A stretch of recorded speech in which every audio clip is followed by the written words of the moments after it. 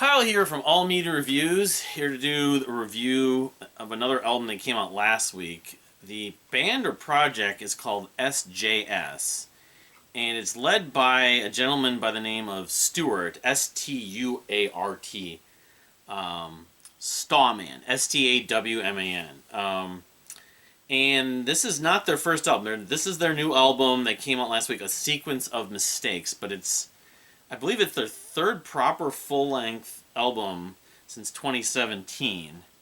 So they put out a record in 2017 called The World Without, and then 2021, The Unlikely Event, which, I mean, I'll get into my take and everything about it, but I've decided I'm going to check those out too, and so I'm actually going to get them all on CD. So, it says, with the bio on the Bandcamp, I'll leave the Bandcamp and the Spotify link, of course, but the bio just says, with band members in England and Australia, SJS is the genre-blending neo-progressive rock band that never sleeps. Their third album release, The Sequence of Mistakes, finds them confident and ambitious, extending their musical and sonic reach further still. There's more here, but I'm just trying to get an origin. Some of the members live in Australia, and some of the members that play with them, this Kirsty Foster, I think live in England, but I'm not 100% certain who lives where, but, yeah, they have a drummer named Graham James, Christopher Sulos plays some bass, upright bass, and then Richard Nisbet plays keyboards, and Douglas Skeeney is one of the additional guitarists, but, Kirsty Foster's one of the lead vocalists, but, anyway, okay, so this album consists of 7 tracks, and it's clocked in about 40. It's about the same length of the Cloud Code album, 48 minutes and 49 seconds. Tear Gas, they did a video for the first track. That track is 6 minutes and 13 seconds. The second track, King of the Room, is 5 minutes and 12 seconds. Third track, Drift to Shore, 5 minutes and 25 seconds. Pulling Saturn, the fourth track, is 8 minutes and 9 seconds. The Lamplighter, which is more like an interlude, the fifth track is 2 minutes and 43 seconds. Then the sixth track, The Big Black and White, 7 minutes and 32 seconds. And then the final track, Blue Sky Born, in, typical or predictable in some ways Prog fashion, is 13 minutes and 32 seconds to get the closing. It's not a big epic, but it's more an extended piece, I guess, than some of the other ones. But, so, alright, I'll go through this. So the first track, Tear Gas, opening piano, has both female and male double vocals. Very gentle piano, and like call and response at one point, the vocals kind of, but it's very dreamy. There's definitely parts of this that I like. It flows really well. It's very atmospheric. Kind of jazzy in the sense where you get some jazz that's sort of gentle and more, I wouldn't call it methodical, but just slower tempo, but with piano. It's very seductive. Very mesmerizing. The hook that is used on vocals with largely that Kirsty, whatever, Kirsty, that's the name that I always get thrown off by. Where was I? Kirsty, Kirsty is it Foster? No, it's Forster. Kirsty Forster, sings, but it's not with any lyrics. It's sort of a na na na na na na. It's repeated na na na na na na na na na. I think it's that basic rhythm, but eventually you hear it on like a trombone or something like that. But it's very haunting. It's echoing. There's a lot of like motifs or themes per se on this record that uses of echoing sort of. I'm totally a sucker when that's used in like very kind of a mesmerizing, seductive way, dreamy way. It kind of pulls me in. It's like an escapist. So then the second track, King of the Room, really does segue like it could have been part of the last track. This whole album, you could say in some ways, feels like a suite. And I'll make some comparisons. I mean, all right, I'll just throw a few out there. One of them is Mew. Another one is Nosound.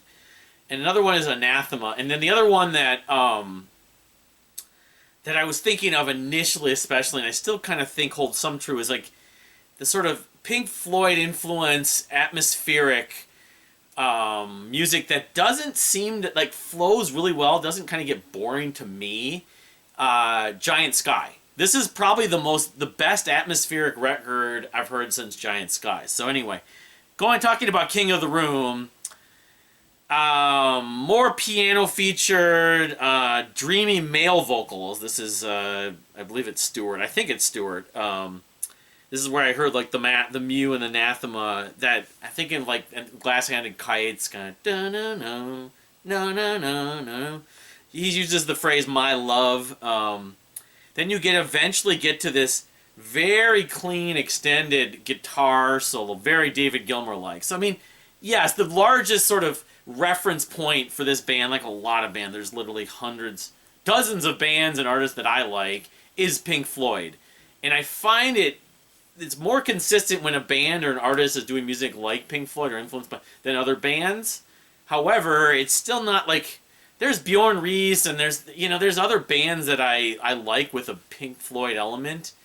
I find that it's more hit than miss, but I also kind of differentiate like Giant Sky. Like this is an album that's sort of like just bringing like the Pink Floyd fan in me like to totally like appreciate it. So then the third track, Drift to Shore, it's 5 minutes and 25 seconds. It uses what sounds like mandolin and acoustic guitar through a lot of it. But there's a lot of vocal effects. It's a thing, I didn't even mention that. I think it's on Tear Gas, the first track. Might be Tear Gas. Where you get the male vocals with like these vocal effects. It's very unusual. It's very original in some ways. It's like it's not a vocoder, but it's like Doves did a couple tracks like that on their first album where they like Hold Me Gently or whatever it's called, Touch Me Gently, whatever that it's a vocal effect. But at points in the middle, and the vocals start to really soar with strings in the chorus. Drift to Shore. Drift to Shore is a fantastic track.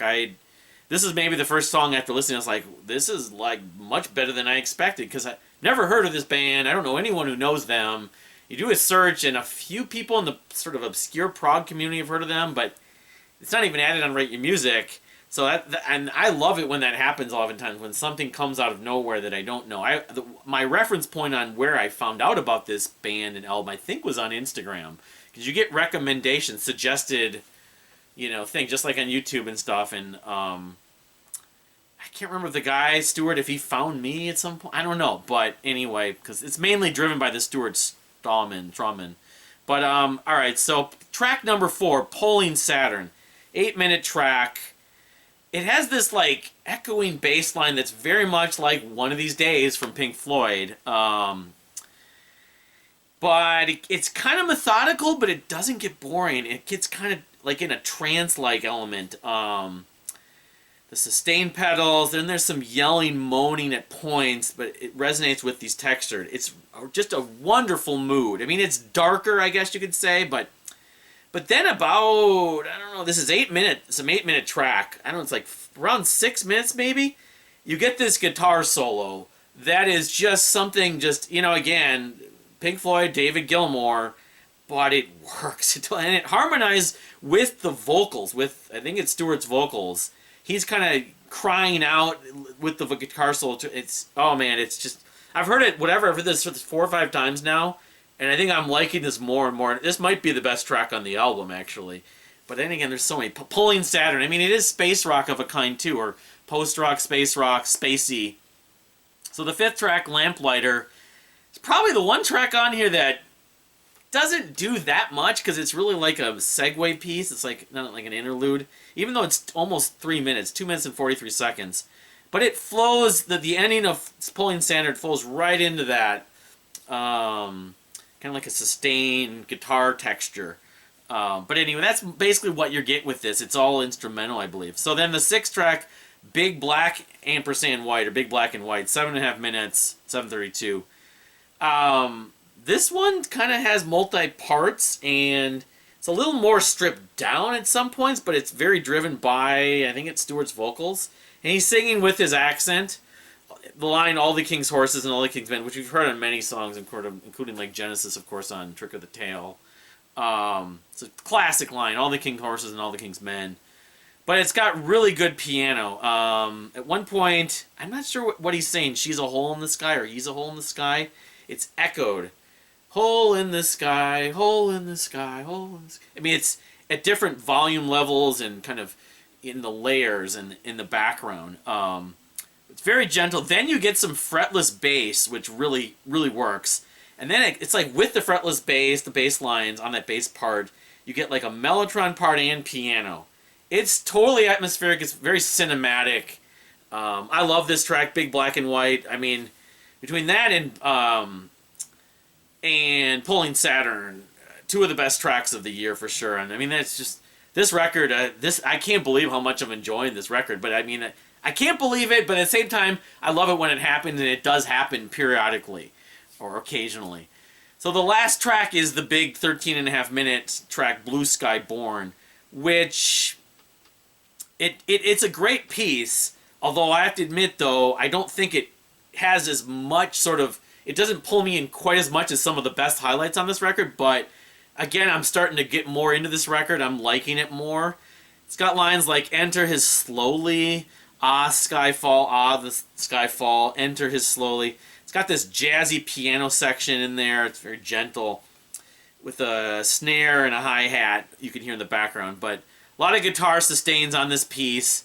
It's definitely a case of one of those pieces where it is 13 minutes, but like, again, when you have music where, when it's, you know, it's extended, it goes on for a while, like when you see bands play live in jazz formats or whatever else, metal, you know, guitar solo on, like, between the Bare Enemies, you know, White Walls or something, it doesn't feel like it goes on too long at all. Like, it just flows. It's the matter of having really good flowing textures and mood that it doesn't overstay its welcome, and it doesn't seem like it's as long as it clocks in it, actually, necessarily. Eventually the title is mentioned on this piece. There is a sequence, the title of the album, there's a sequence, there's a sequence of mistakes I wish I couldn't have made, or I thought he says I wish I could have made. When I get look at the lyrics, when I get the CD, I'll have to verify that, but then he says there's no more reason to be scared. But yeah, I mean, it's, even though it is that long, I really am not finding fault with its length necessarily, and I'm enjoying more of it. But again, I mean, it's not as, it didn't catch my attention as immediately as some of the other parts of this album. But I've seen that happen many times where, like, who is it? Major Parkinson. There's a few other artists where there's a couple tracks in the record that I love, and then there's some other tracks which have moments I enjoy, and then through listening to it more, I begin to appreciate more, and they can even become my favorites. But yeah, big thumbs up on A Sequence of Mistakes from, is it Strawman or Stallman? I thought it's Stallman. Again, that's the biggest issue I have with this band, Stallman. From the band SJS. I don't know if the SJS is SS, Stuart Stallman. The J might be his middle initial. I don't know. And I'm going to have to check out their other records, but, I mean, like Pneumatic Transit, like a lot of the stuff I've been in love with this year, or the last few years for that matter, going back in the blog and the history, I may be one of the only champions of this band, but I have to admit, like, I suggested it to Brennan from Death by Unicorn. He loved it. So I think if you like Pink Floyd influence, rock music, atmospheric, at times jazzy, very kind of melancholy points, cinematic, mesmerizing. I mean, I'm using all the adjectives that I can think of. You like that kind of moody progressive rock. It's not about chops, of course. It's not highly jazzy. It is jazzy at points. But if you like the moody kind of, you know, progressive rock or psychedelic rock that really just captures that feeling that it's almost like an escapist thing, cinematic thing, that Pink Floyd and a lot of the bands that have been influenced, Porcupine Tree in there, Ocean Size, you could go on, I could look at like top 10, I should do a video on top 10 or top 20 Pink Floyd influence artists. those, like, even archive at points, that kind of stuff totally works for me when it's good. Sometimes it has its limits. I don't know, maybe this will have its limits. I feel like when I got it, I checked out Bjorn Reese, I thought I was going to become obsessed with him, and I liked the one record. The last one or two records I've heard from him I thought were just okay, kind of the same kind of ilk. But some of it is just sort of the breath of fresh air, and that whole experience of something coming out of nowhere, which, you know, kind of makes me sad in that I don't know if, like, I'm going to be so, like, consumed and, like, really champion the rest of SJS's catalog, or what they do in the future, even loving this record down the road in, you know, a year or two from now, or 5 years from now. But I'd be surprised, because listening to Giant Sky's debut album last year again, even though I had taken a break and not listened to it for like a year and a half, it was the same deal. Like, I was like, I know why I love this thing, and it hasn't, it doesn't let up, and it, you know, it hasn't really, it's aged, even though it's a few years later. I kind of feel the same way potentially about this. Like, it for the most part is really well crafted, and it hits the sweet spot for me for that. And so that's why I'm really giving a big thumbs up. I don't know where it's going to finish at the end of the year, of course, but I have to admit that it's one of the best records I've heard this year. And anyway, thank you for watching, though, and we'll see you next time.